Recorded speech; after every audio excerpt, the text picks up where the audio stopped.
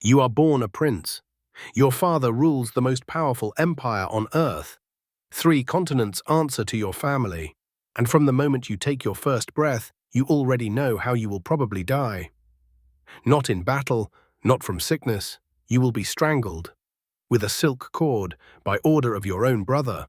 Because in your family, when a new sultan takes the throne, the first thing he does is kill everyone who could ever take it from him. Here's the story you're told about the Ottomans. A mighty empire, undone slowly by wars, by debt, by armies at the edges finally pushing in. The sick man of Europe collapsing under its own weight. Clean, simple, makes sense. But here's what nobody tells you. Long before any foreign army mattered, the Ottomans had already built the seed of their own decay. And they wrote it into law. They didn't stumble into rot. They legalized it. It started with a genuine problem. For most of history, when a king died, his sons fought.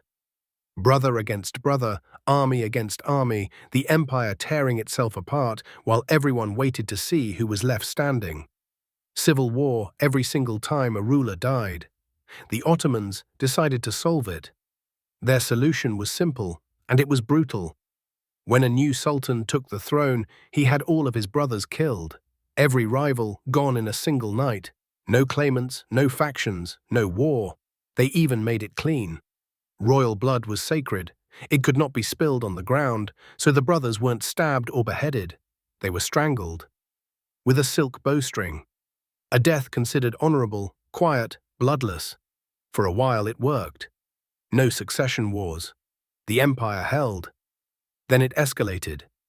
When Mehmed III took the throne, he didn't have 1 brother or 2. He had 19.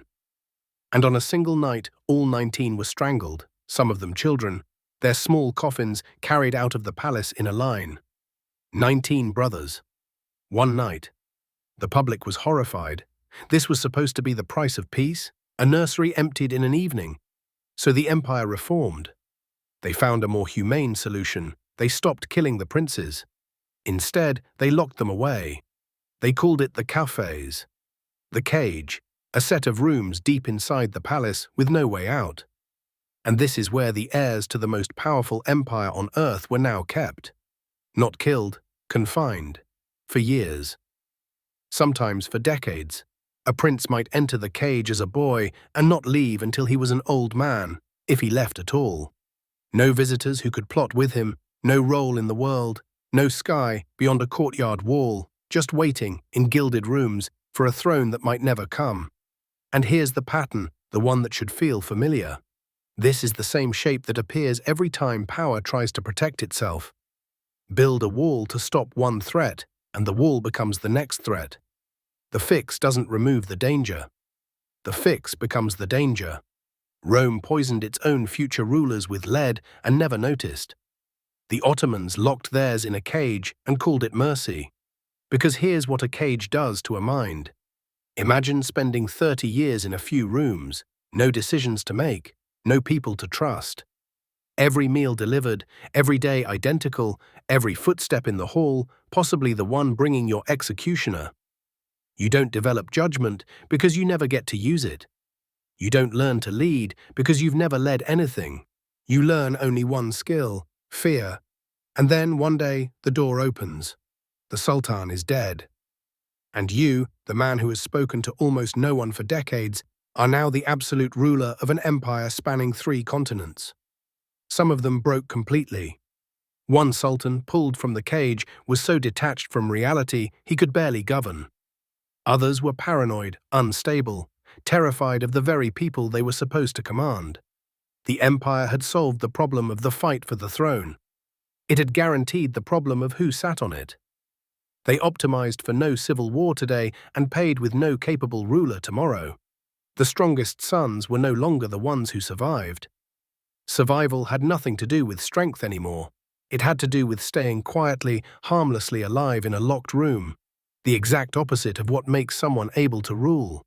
Generation after generation, the throne was handed to men the system had specifically prepared to be unfit for it. We like to think empires fall to something worthy. A greater army, a braver enemy, a villain at the gates. But the Ottomans weren't undone at the gates. They were undone in a room.